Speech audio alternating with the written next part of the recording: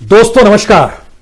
दोस्तों, इस देश के पॉलिटिशियंस ने इस देश को किस हद तक खोखला कर दिया है, हमें लगता है कि आज उसका एक पन्ना आपके सामने खोलें और उस पन्ने में लिखे हुए हर शब्द को जरा आप महसूस कीजिएगा और सोचना शुरू कीजिएगा कि आने वाले वक्त में आपके बच्चों के लिए यह देश बचेगा या नहीं बचेगा। जो बच्चे हायर एजुकेशन कर रहे हैं देश के भीतर या देश के बाहर, उनके लिए यह देश है या नहीं है, या फिर इस देश के पॉलिटिशियंस इस देश के भीतर ही किसी भी प्रोफेशनल्स को रहने देना नहीं चाहते हैं। जो भी जरा पढ़ा लिखा है, जिसकी पहचान अंतर्राष्ट्रीय तौर पर है, उसके लिए अपने ही देश में कोई जगह नहीं है। एक ऐसी परिस्थिति में देश आ गया है जहां लगता है कि मनरेगा के तहत मिलने वाला रोजगार या फिर वायरस के संकट से जूझते हुए सैनिटाइजर कितनी बड़ी तादाद में हम लोग बना रहे हैं, उसी के आंकड़े पेश करके बताए जाते हैं कि भारत की ताकत को देख लीजिए। इन पन्नों को खोलना चाहें उससे पहले हमें लगता है एक बात जरा ध्यान रखिएगा। सिर्फ 3 दशक पहले यानी 1990 में भारत चीन से कई दृष्टि में आगे था। पर कैपिटा इनकम में आगे था, एक्सपोर्ट करने में आगे था, प्रोडक्शन के क्षेत्र में आगे था, सर्विस के क्षेत्र में आगे था। लेकिन इन 3 दशकों के भीतर भारत की स्थिति इस देश के पॉलिटिशियंस ने कुछ इस तरीके से बना दी है कि चाहे वह हिंदू मुस्लिम का जिक्र हो, चाहे वह आपस में बांटते हुए सियासत साधते हुए खुद को रईसी से रखने की सोच पॉलिटिशियंस में हो, उनके बैंक खाते में लगातार पूंजी बढ़ती चली जाती है और देश के भीतर की गरीबी, इस देश के भीतर के खनिज संसाधनों की लूट और पॉलिटिक्स में आता पैसा, ये सारी चीजें जब मिलाइएगा तो हो सकता है आपको इस देश के पॉलिटिशियन से घृणा हो जाए।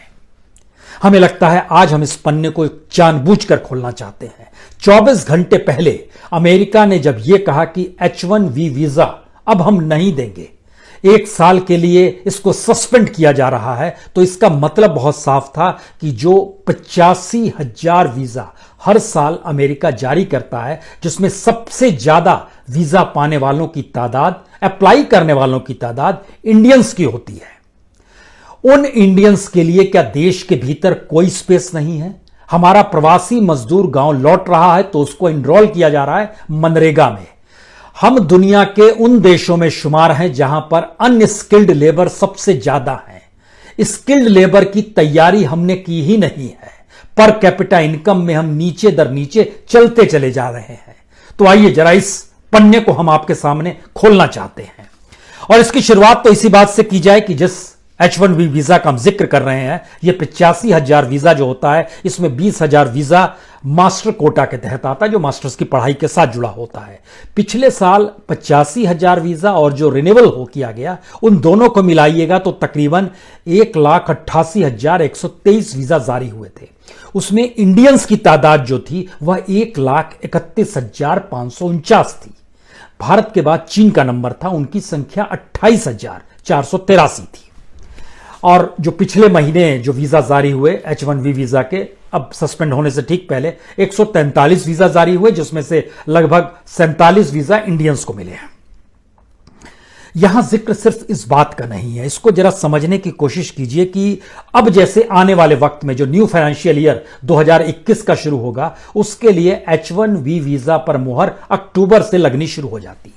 उसके लिए जो एप्लीकेशन अमेरिका के पास है वह 2,75,000 की है।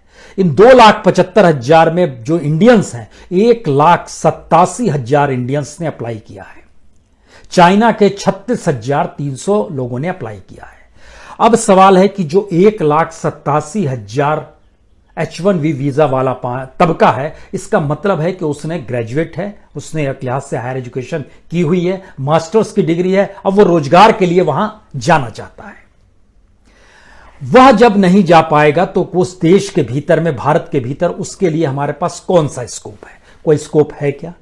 और भारत के लोग दुनिया भर में जितनी बड़ी तादाद में अलग अलग क्षेत्रों में काम कर रहे हैं, हमने इसकी कभी कोशिश ही नहीं की कि वह कम से कम भारत में आकर काम करे। हमने उल्टा काम किया। जो पढ़ा लिखा तबका होता है वो कितनी जल्दी भारत छोड़ दे, हमारा पूरा ध्यान या पॉलिटिशियंस का पूरा ध्यान इसी पर होता है। हम इस बात का जिक्र आपसे आज इसलिए करना चाहते हैं क्योंकि जो भारत के जरिए बाहर पढ़ने वाले बच्चों की तादाद है वो बरस दर बरस बढ़ी है। लेकिन इसका अगला सवाल यह है कि अब जब H1B वीजा नहीं मिलेगा तो क्या जो भारत की ही कंपनियां अमेरिका में काम कर रही है, जिसमें TCS है, इन्फोसिस है, विप्रो है, टेक महिंद्रा है या HCL है, हम दो इंडस्ट्री के बारे में बताते हैं। इन्फोसिस में काम करने वाले जितने भी लोग हैं उसमें बड़ी तादाद वहां पर अमेरिकन्स को भी उन्होंने हायर किया हुआ है। विप्रो ने भी यही किया हुआ है। विप्रो की कुल ताकत जो है 1,88,270 वर्कर्स हैं विप्रो के पास। उसमें वहां के लोगों को, जो दूसरे देशों के लोगों को काम दिया हुआ है, उसमें तकरीबन 41,000 दूसरे लोगों को काम दिया हुआ है। उसकी वर्कफोर्स में ऑस्ट्रेलिया में मान लीजिए वहां खुला हुआ है, उनकी कंपनी है, तो वहां पर लगभग 40% ऑस्ट्रेलियंस को भी काम दिया हुआ है। यूनाइटेड स्टेट्स में है, वहां पर भी लगभग 37% दिया हुआ है। इस तरह अलग अलग दिया गया है। और पिछले साल ही लगभग 6,932 लड़कों की जब भर्ती हुई तो वो अमेरिकन्स थे जिनको काम दिया गया इन्फोसिस ने। हम इन बात का जिक्र जब कर रहे हैं तो हमको लगता है कि आखिर भारत को छोड़कर जाने वाले लोग भारत में आना नहीं चाहते हैं क्या? जो बिजनेसमैन है वो भारत में आना नहीं चाहते हैं, या जो भारत छोड़कर चले गए वो क्यों नहीं आना चाहते हैं? ऐसे बहुत सारे लोगों से हमने, जो अमेरिका में बिजनेस कर रहे हैं, उनसे भी बात की। उनका बड़ा साफ कहना है, भारत में बिजनेस शुरू करने का मतलब है कि आपकी कॉस्ट बढ़ती चली जाएगी। वो कॉस्ट निचले स्तर से शुरू होगी, जहां से आपको जमीन लेनी है। वहां पर आपको निचले स्तर का अधिकारी होगा, पुलिस वाला होगा, विधायक होगा, सांसद होगा, पॉलिटिकल पार्टी, सबको पैसा देना पड़ता है। तो इस देश के भीतर में पॉलिटिकल पार्टीज ही जब पैसा ले और वो अगर सत्ता में आ जाए तो उसका हक ज्यादा बन जाता है। यानी जो सत्ता में रहता है वो इस देश के बारे में नहीं सोचता है, कैसे पैसा और कमा लें इस बारे में सोचता है। तो इस पर जब हमने नजर डालनी शुरू की कि भाई दुनिया भर के देशों में इतनी बड़ी तादाद में भारतीय हैं, तो उसका पहला हिस्सा सामने आया R&D का, यानी रिसर्च एंड डेवलपमेंट। इस पे भारत में दुनिया के तमाम देशों में सबसे कम खर्च किया जाता है। जीडीपी का भारत ने डाटा दिया है कि हम खर्च करते हैं 0.6%। आपको जानकर हैरत होगी कि पूरे वर्ल्ड में R&D पर जो खर्च होता है, रिसर्च एंड डेवलपमेंट पर, वो तकरीबन 1.7 ट्रिलियन डॉलर है, यानी 1.7 लाख करोड़ डॉलर खर्च होता है। और इंडिया इस पे जो खर्च करता है वो तकरीबन करता है 1,300 करोड़ डॉलर, इतना खर्च करता है। और ये ओवरऑल पूरी दुनिया में जितना R&D पर खर्च होता है उसमें भारत के हिस्से में आता है सिर्फ 2.8%। इतना ही भारत खर्च करता है। अमेरिका अपनी जीडीपी के हिसाब से 2.8% खर्च करता है, भारत 0.67 खर्च करता है। कोरिया 4.2% खर्च करता है अपनी जीडीपी का, हम लोग 0.6% करते हैं। इजराइल 4.3% करता है। चाइना 2.1% करता है, जिसकी भारत की तुलना में कई गुना ज्यादा बड़ी इकोनॉमी है। लेकिन इसके अगला सवाल यह है कि भारत में जो R&D पर खर्च भी होता है वह किन क्षेत्रों में होता है? सिर्फ 3 क्षेत्र हैं: department of atomic energy, department of space, department of science and technology. और जितने भी PSU हैं, इतनी बड़ी कमजोरी है, खुद भारत सरकार की ही रिपोर्ट बतलाती है कि कोई तालमेल ही नहीं है कि इस देश के भीतर में कोई रिसर्च भी हो। तो R&D पर इस देश में खर्च नहीं होता है। और यहीं से सवाल निकलता है कि क्या दुनिया के अलग अलग देशों में रहने वाले इंडियंस जो है उनको भारत लाने की दिशा में क्यों भारत नहीं सोच पाता है? और इस दिशा में जब हमने देखना शुरू किया तो हैरत अंगेज स्थिति थी, क्योंकि इस देश के लोगों ने तो नोबेल पुरस्कार तक जीता है। अमर्त्य सेन मौजूदा वक्त में हार्वर्ड यूनिवर्सिटी में पढ़ाते हैं, 1999 में मिला। इकोनॉमिक्स साइंस में दुनिया के तमाम देश इनवाइट करते हैं, भारत इनवाइट नहीं करता है। अभिजीत बनर्जी, इनको भी इकोनॉमिक्स साइंस में मिला, यह भी अमेरिका में जाकर बस गए। अमेरिका में 17 इकोनॉमिस्ट ऐसे हैं जिनकी पहचान अंतर्राष्ट्रीय तौर पर है, और उनमें से किसी भी इकोनॉमिस्ट को हम अपने यहां लाने की स्थिति में नहीं आ पाते हैं। वो आना चाहते हैं, और उसमें चाहे अभिजीत बनर्जी हो जो MIT में है, अमर्त्य सेन हार्वर्ड में पढ़ाते हैं, प्रणव वर्धन कैलिफोर्निया यूनिवर्सिटी पढ़ाते हैं, कौशिक बसु कॉर्नेल यूनिवर्सिटी पढ़ाते हैं, जगदीश भगवती कोलंबिया यूनिवर्सिटी में है, गीता गोपीनाथन तो अब इंटरनेशनल मॉनेटरी फंड में चली गई हैं, राज चैटी हैं जो कि हार्वर्ड यूनिवर्सिटी में है, सैंडिल हैं जो हार्वर्ड यूनिवर्सिटी में है, देवराज राय हैं जो न्यूयॉर्क यूनिवर्सिटी में। एक लंबी फहरिस्त है जो कि इकोनॉमिस्टों की। हम उन इकोनॉमिस्टों को अपने देश में लाना नहीं चाहते हैं, उल्टे इस देश को छोड़कर हर प्रोफेशनल भाग जाए, इस दिशा में काम करते हैं।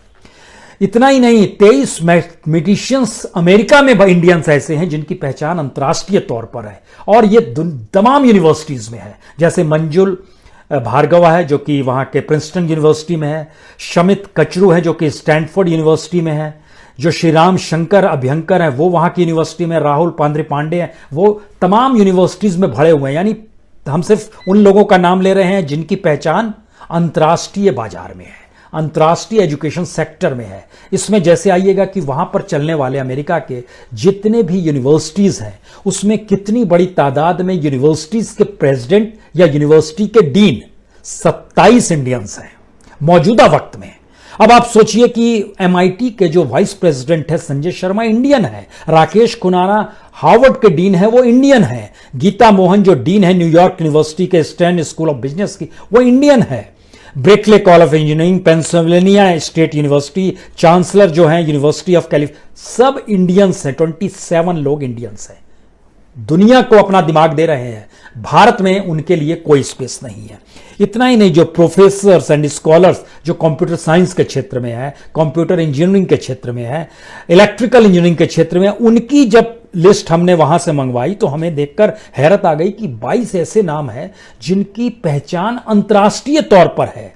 उसमें चाहे वह अमित सेठ हो जो कि राइट स्टेट यूनिवर्सिटी ऑफ डायटन जो ओहायो में पढ़ता है उसके हैं, या के मणि चैंडी जो है कैलिफोर्निया इंस्टीट्यूट ऑफ टेक्नोलॉजी से जुड़े हुए हैं, श्वेतांक पटेल है यूनिवर्सिटी ऑफ वाशिंगटन से जुड़े हुए हैं, आरोग्य स्वामी पाउल राज हैं जो स्टैनफोर्ड यूनिवर्सिटी से जुड़े हुए हैं। इसके पैरेलल में लगभग 63 लोग ऐसे हैं जो दुनिया के तमाम यूनिवर्सिटीज में घूमते हैं, पढ़ाते हैं, ये प्रोफेसर और स्कॉलर्स हैं। इनकी एक लंबी फहरिस्त है और ये कमोवेश हर जगह घूमते हैं। अब आप कल्पना कीजिए कि इसी 3 जून को भारत सरकार के गृह मंत्रालय ने एक नोटिस जारी किया और कहा कि दुनिया के लोग जो भारत में आना चाहते हैं उसको उनके लिए बिजनेस वीजा और जो एम्प्लॉयमेंट वीजा है, और उनके पास अगर कोई इससे पहले का भारत को लेकर इलेक्ट्रॉनिक वीजा है तो वो तुरंत आ सकते हैं इंडियन। यानी विदेशी businessman, engineers, health care professionals, technical specialist, यानी दुनिया के अलग अलग देशों में रहने वाले विदेशी नागरिकों को इनवाइट करने के लिए भारत तैयार है। लेकिन पूरी दुनिया पे जो भारत का दिमाग काम कर रहा है उसको इनवाइट करने की स्थिति में वो नहीं है, और उन लोगों को वो आना इसलिए नहीं चाह पाते क्योंकि यहां कोई स्पेस ही नहीं है, यहां कोई काम ही नहीं होता है।